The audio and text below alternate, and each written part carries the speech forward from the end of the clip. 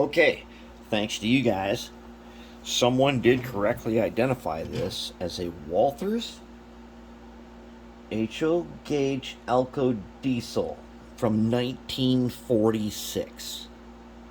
And it was a kit, and this diecast, and you get it soldered all together.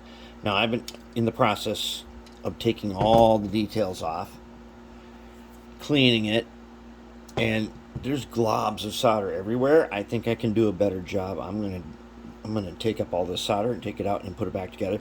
And then there's like this thing, 1946. How many years ago was that? That's so many years ago you can't even know. You can't even know. It's a long, long time. I'm gonna straighten this. I'm gonna keep it like this, but we're gonna have to make two, probably Mark 14 trucks like Pug has, and we'll put a motor in there. But and it's wide. That's kind of cool. It's got a really wide hood, and based on what we build, I don't care if it's a wide hood. It's still cool. Okay, so then this is a Penn Line. You guys, once again, you guys help me out. This is a Penn Line Diecast GG1. Story on this, we got to create a backstory.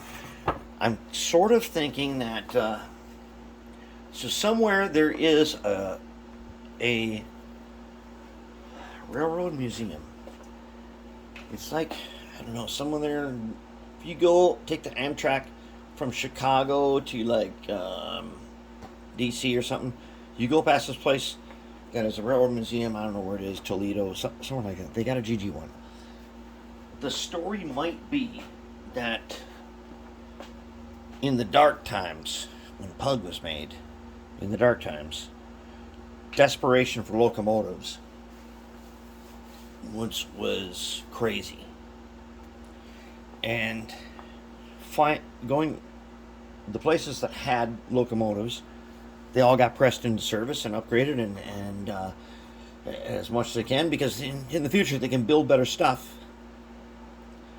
But finding something like this and just doing a little rebuild is way easier than trying to fabricate the whole thing.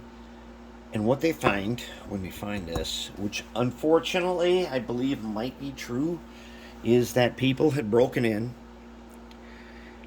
and like stole all the metal and everything. They couldn't steal the wheels, but they stole all of the copper and all the stuff that would be inside of here that they get paid by the pound for.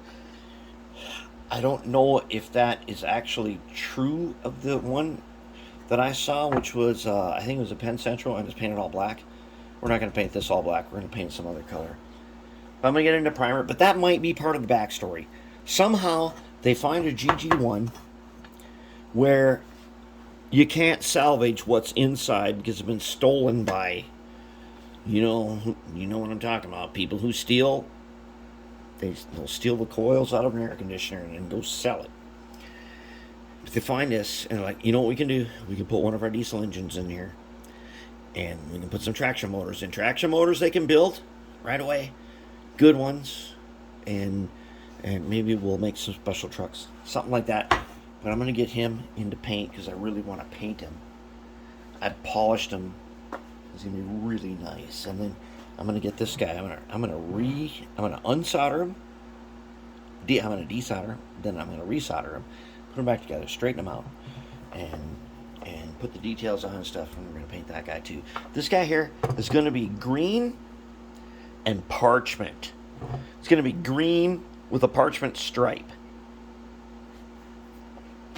I kind of think that's the way we're going with that, because I want to demonstrate some masking techniques. Something like this is going to be hard to mask with all these little indentations on these doors. But we're going to figure it out. Alright, that's where we are on this. And then I am going to make a video as soon as I unpack Pug, the 280s, and Dozer. We're going to have a victory video for them guys, since they did such a great job. And thanks to you guys, I didn't quit. I don't know if you guys remember this, or just before, a couple months ago, not a couple months ago, a month and a half ago, I was ready to give it all up. And the only reason I went to the contest was because I promised you guys I would do it. And I did, and I went in there with nothing.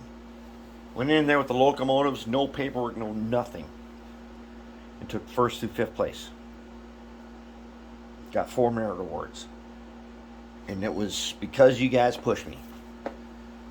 And so, all of you that have been watching and supporting me for all this time, you guys really did push me, and I went over the top, and I made it.